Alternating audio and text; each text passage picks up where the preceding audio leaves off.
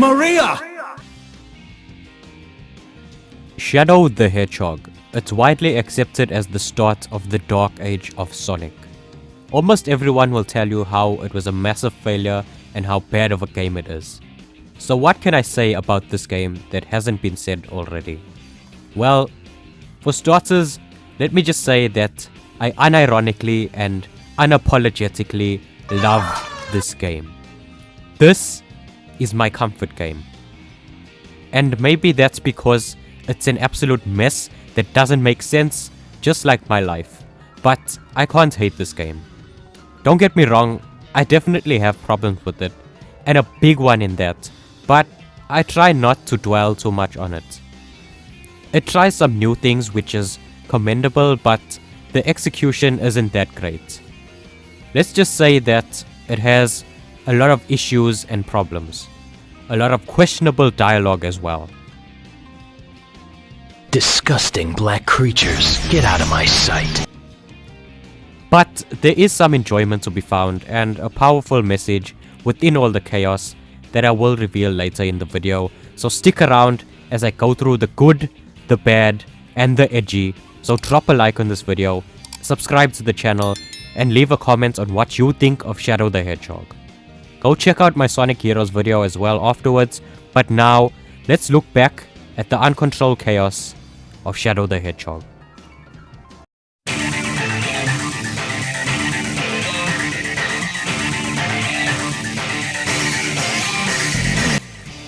The opening cutscene of this game is a masterpiece.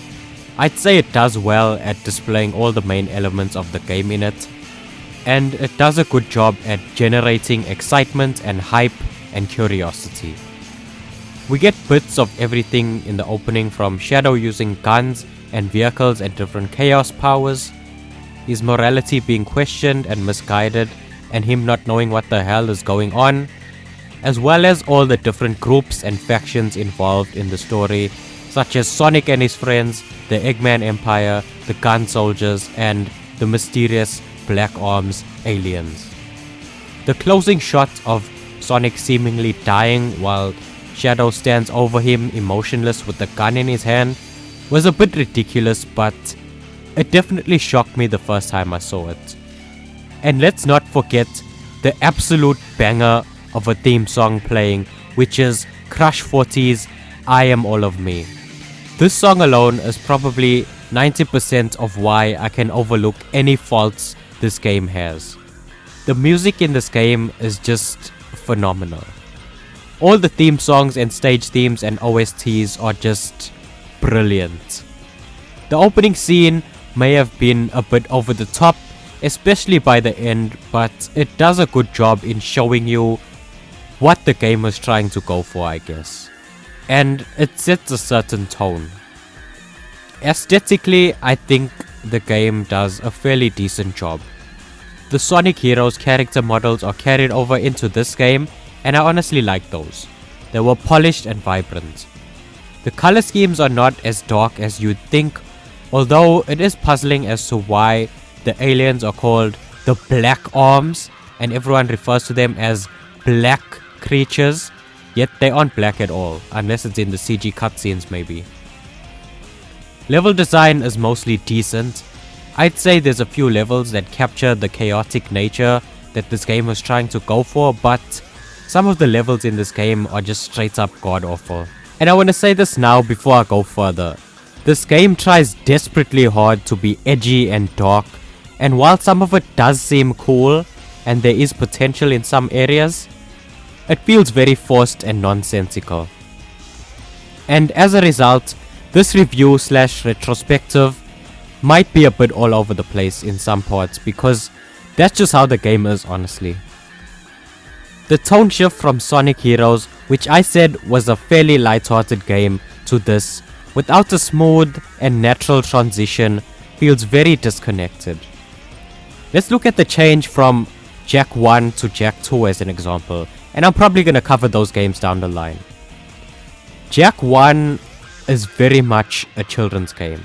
From the plot, to the enemies, and to the environment, Jak is a mute in the game, but he is very much clearly a hero.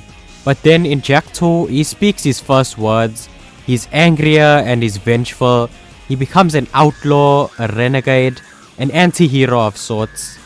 He has dark powers and you literally steal cars and shoot people in this game. But for some reason, the transition from Jak 1 to Jak 2 is done almost perfectly. That's in big part to the storytelling of those games.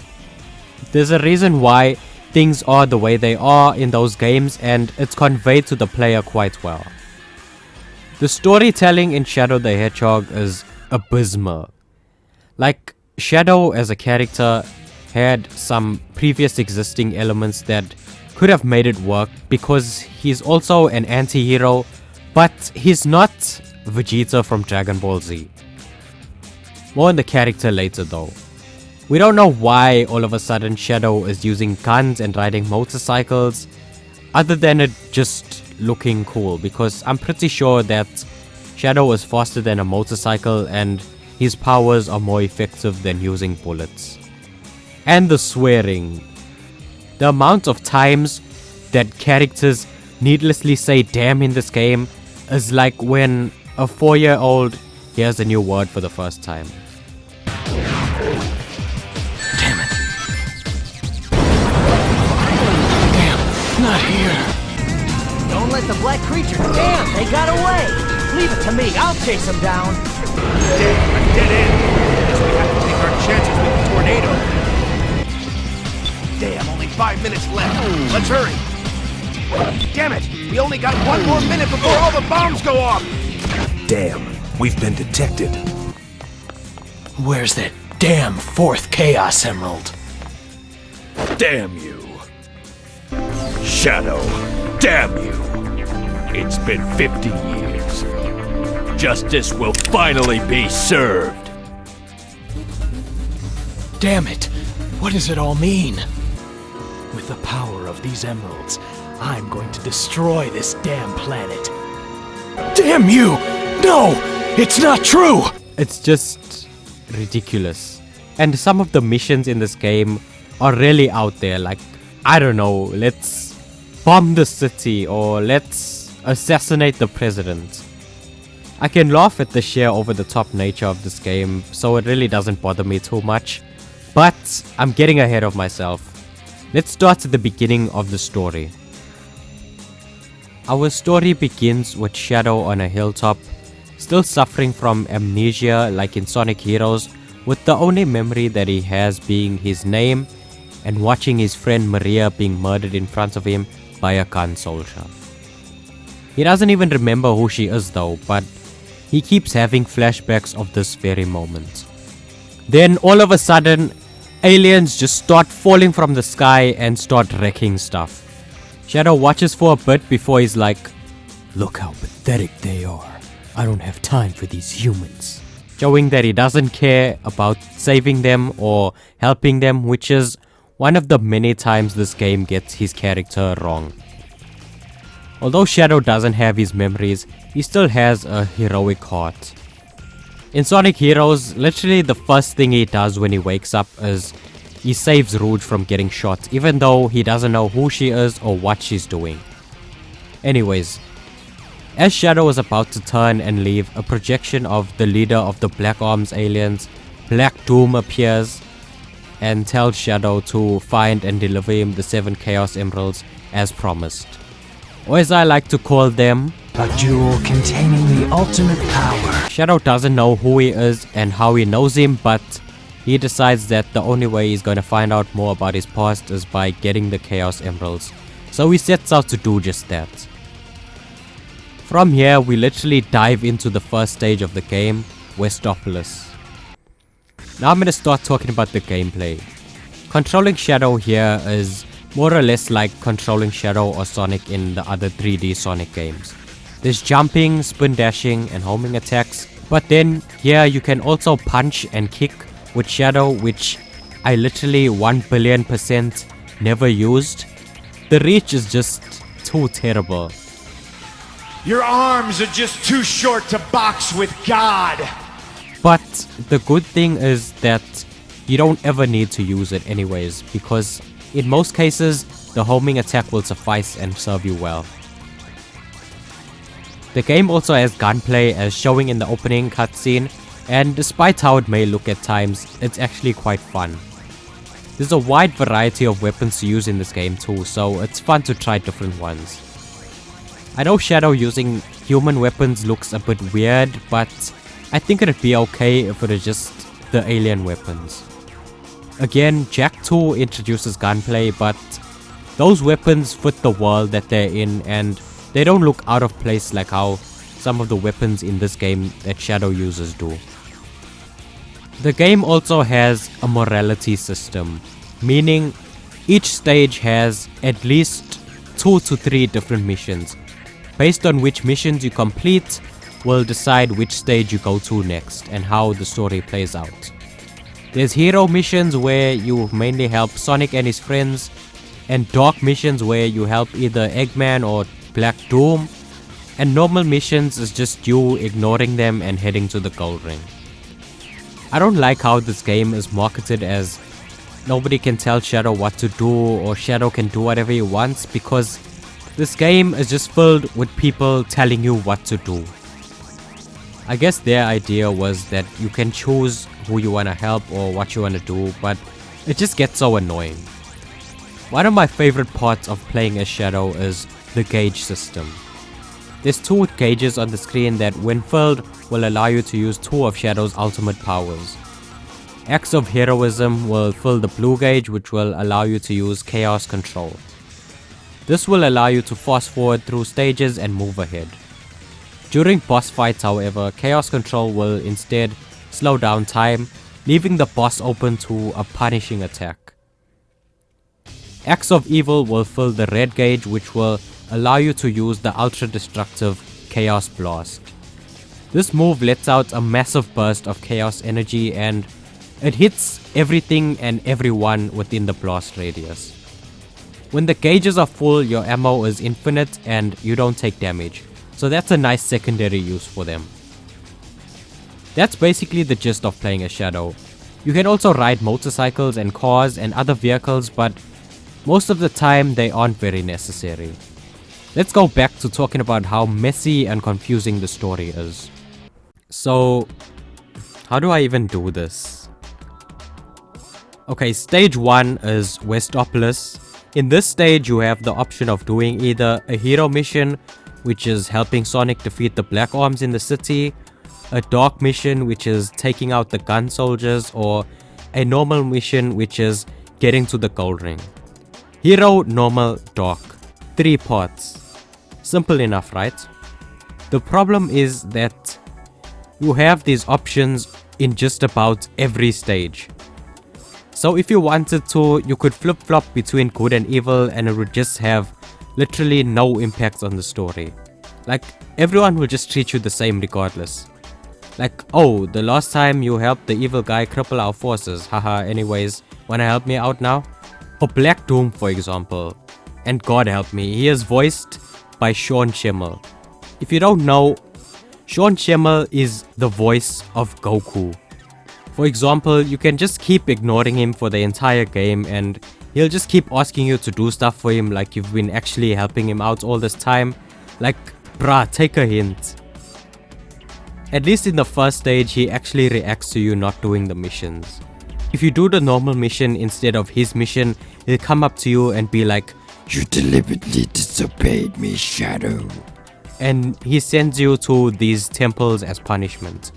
But then, for some reason, if you do the hero mission, which is you going directly against him by defeating his army, he'll just pretend like it didn't happen. If I wanted to, I could do all the hero missions and then at the very last stage I could just do the dark mission, or vice versa.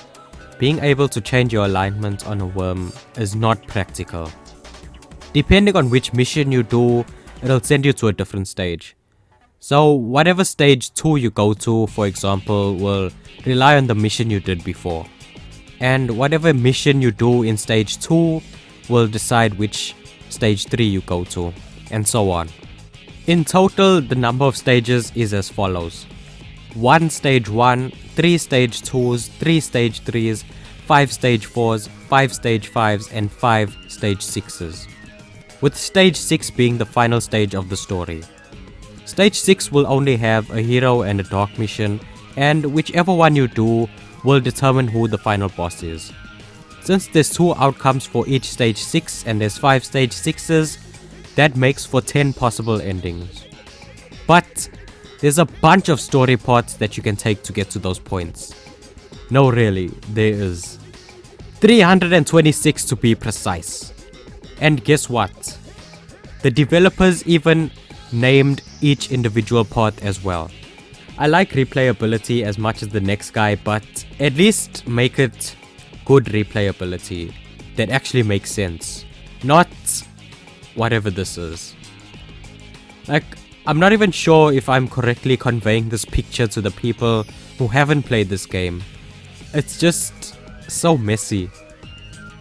And I guess that's why they only made it 6 stages long. They want people to at least try and get the 10 different endings.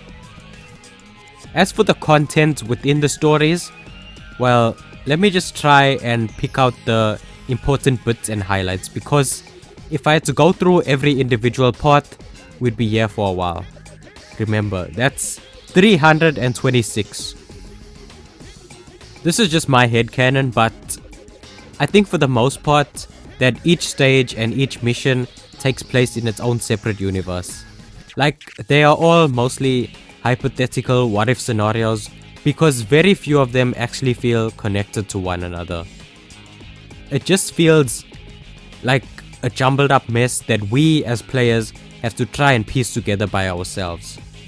But let's get started with the actual meat of the story. In the pure hero part, Shadow assists only Sonic and his friends in going against Black Doom and sometimes Eggman. We even get a flashback mission from about 50 years ago on the Space Colony arc. In this mission, Maria pleads with us to help her with the out-of-control experiments that her grandfather and Shadow's creator, Professor Gerald Robotnik, created. These experiments, known as Artificial Chaos, are based on Chaos, who is the main antagonist of Sonic Adventure 1. In the pure dark part, which is where you aid Black Doom and Eggman primarily, there is also a sort of flashback mission.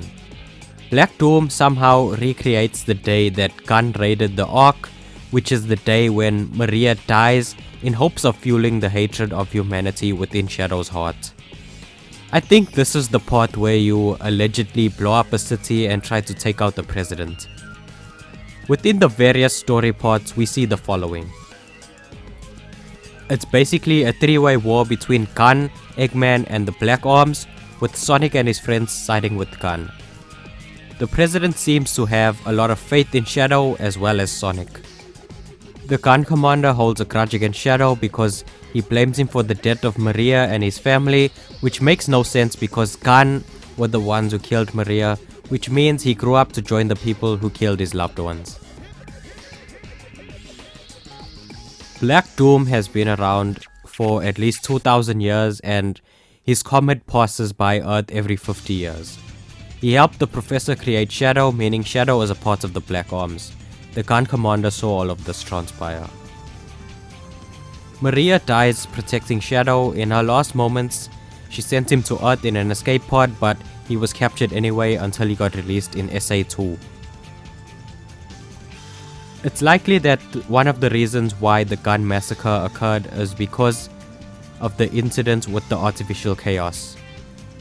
And they probably feared that Project Shadow would have turned out the same way. That's probably why they showed us that mission. There's a scenario in which Shadow feels guilt for what happened and he contemplates suicide. There's a few scenarios in which Sonic fights Sonic in the end. His motivation for doing so will vary depending on which path you're on. It can be out of loyalty to Black Doom, wanting to destroy the world and get revenge on the humans, or simply because of his rivalry with Sonic and wanting to be the best. There's an interesting dark part where Shadow doesn't side with the villains but kills Black Doom anyway, wanting to conquer the universe for himself. The parts that don't involve you fighting Sonic or Black Doom by the end usually end with Eggman trying to hijack you and steal your Chaos Emeralds, and you even kill him in a couple of them. Team Dark doesn't share any screen time together, although there are missions that you can do with Omega and Rouge individually. I didn't cover this in my Sonic Heroes video, but I'll cover it here now. At the end of Team Dark's story in that game, it's revealed that Eggman has an army of Shadow the Hedgehog clones. This is pretty much the only thing that carries over from that game to this game. There's also a possible part in which the Shadow we play as is not the original and is in fact a Shadow android.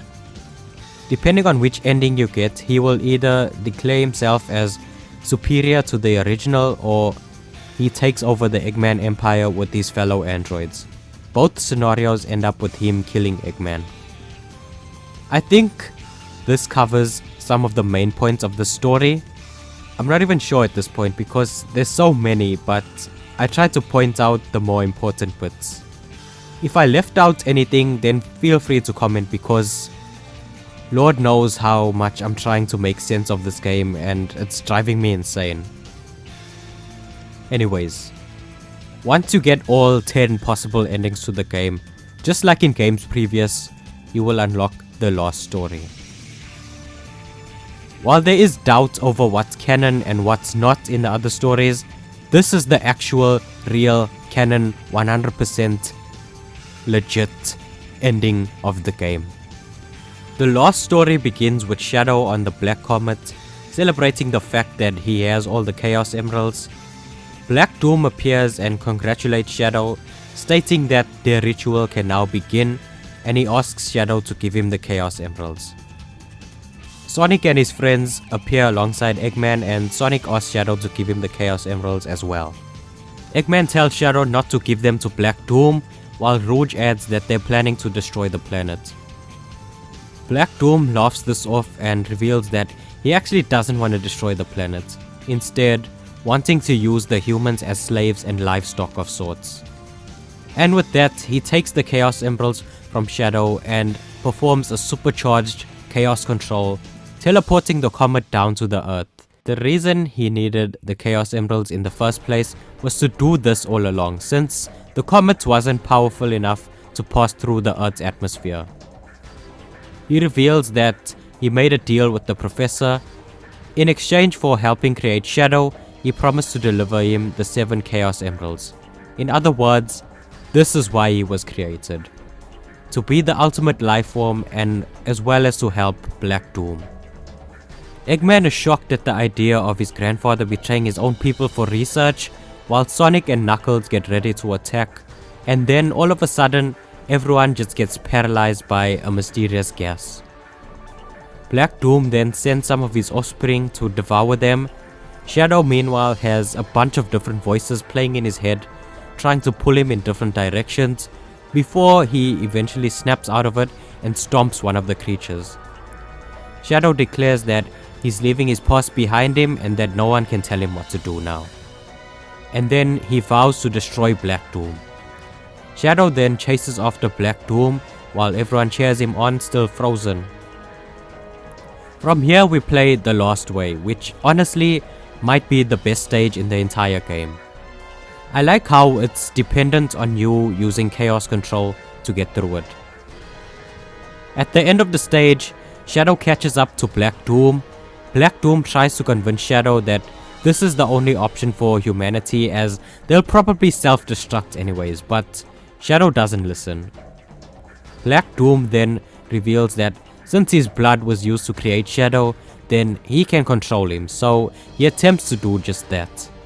And he mocks Shadow, saying that he can't escape from his past. We then cut to the Chaotix detectives, who have been on a secret assignment throughout this entire game. And it's revealed that they were hired to hack into the Ark to play a lost pre-recorded message from Professor Gerald to Shadow. The message plays in the gun headquarters and I'm assuming everywhere else.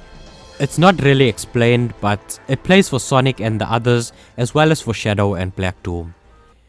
Gerald talks about how the government plans to shut down their research facility and deal with everyone who knows about Project Shadow, which is what happened. Then he admits that he made a mistake by making contact with the Black Comet.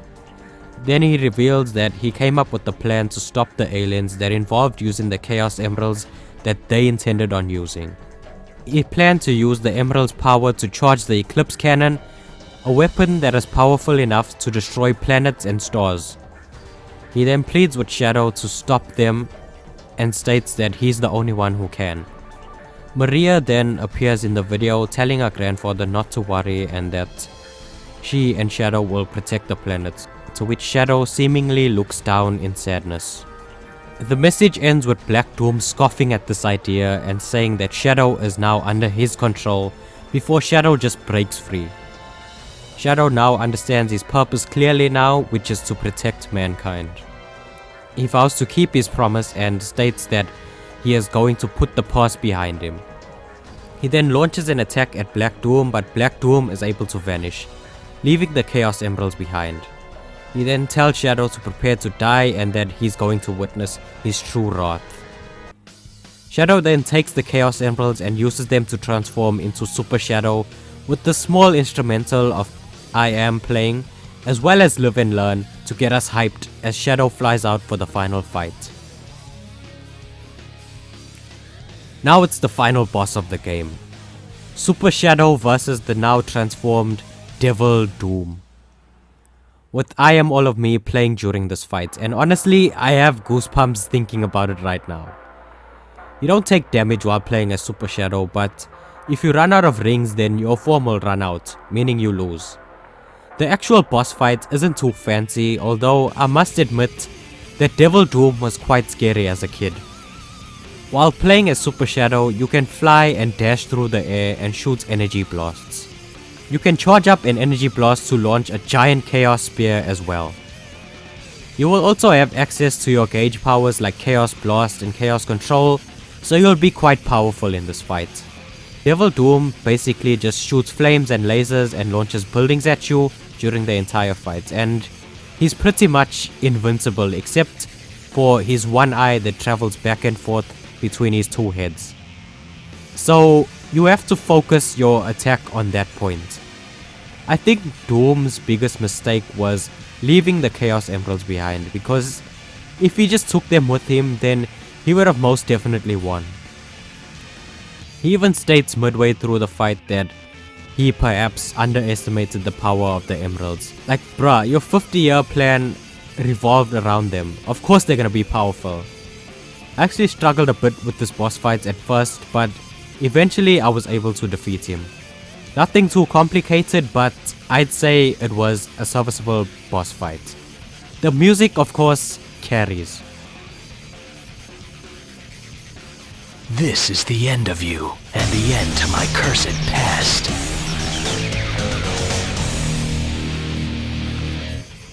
Shadow defeats Devil Doom, and there's just one thing left for him to do, which is to finally put the past behind him for good.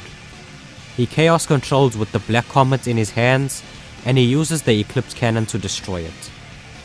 Sonic and his friends celebrate while Eggman tries to sneak off and steal the emeralds again, but Knuckles chases after him and everyone just laughs. Then we cut to the gun headquarters where everyone there is celebrating, and the president and the commander show regret for how they treated the professor. We then cut to Shadow on the Space Colony Ark, staring down at the planet as he says goodbye forever as he tosses aside a picture of Maria and the professor, finally letting go of his past. Then we cut to the closing credits with Crush 40's Never Turn Back playing, which honestly is a beautiful song about moving on from the past that really speaks to me on a personal level. And that's game. Shadow the Hedgehog is a game that had so much untapped potential. It's a game that will forever be near and dear to my heart because it distracted me from the things that were going on around me at the time. I grew up with a deep connection to the character of Shadow, not only because of this game, but the character in general. So I couldn't bring myself to hate a game starring one of my favorite characters ever. But I can't ignore the fact that this game just isn't good. I mean, I'm still gonna play it, but someone might watch this video and try it out and hate me for it. And the gameplay to me is fine. I don't have a lot of faults with that, but the plot is just awful. Black Doom is just a terrible villain. I don't think he does his job well enough. Most of the story doesn't even matter anyway, and we have to play through and get 10 different endings that aren't even canon. I really don't like how they portray Shadow as just the ultimate edgelord. He was already cool as the quiet, reserved hero who had an aura and mystique around him. In this game, he just comes across as arrogant, gullible, aggressive, and obnoxious. At times it's like he's trying to come across as cool and badass, but it ends up looking cringy and desperate. Thankfully though, the Lost Story fixes most of these issues. The Lost Story is actually one of the saving graces of this game, if I'm being honest, and that isn't even entirely perfect. The morality system is just extremely flawed, and the ability to just change your path without any flow is just bad storytelling. Even if you wanted to give us hypothetical scenarios, at least make them compelling and realistic. But then again, this game wanted to be chaotic. And it surely did achieve that, even if it wasn't in the way that they expected. Only one thing left to do.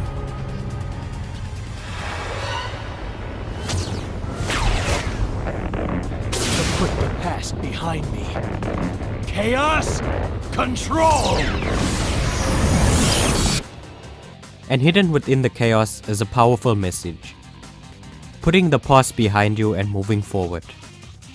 Shadow desperately wanted to uncover the truth about a past filled with so much pain and loss and trauma, and instead of dwelling on it or letting it consume him, he was strong enough to eventually put it behind him.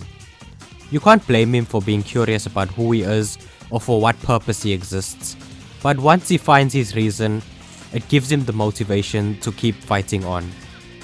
Without reason, we can't move forward in life. Shadow's whole reason for existing was to be the ultimate life form and to protect mankind. The sooner it became clearer to him, the sooner he was able to put his tragic history to bed. Because, honestly, there's no future in living in the past. A lot of us struggle with this. Dwelling too much on the past makes it very difficult to create a better future. And a lot of us don't see a future because we haven't found our reason yet, our purpose. And we look to the past for answers and just become consumed by it instead of learning from it and being able to take it and move forward with it. You can't change the past, but you can fight to change today. And if you're watching this far into the video, I just want to say that I hope you do something nice for future you, and I hope that you find your reason. And I hope that this makes you see Shadow the Hedgehog in a better light. He is my spirit animal. Thanks for watching, subscribe, and I'll see you all in the next one.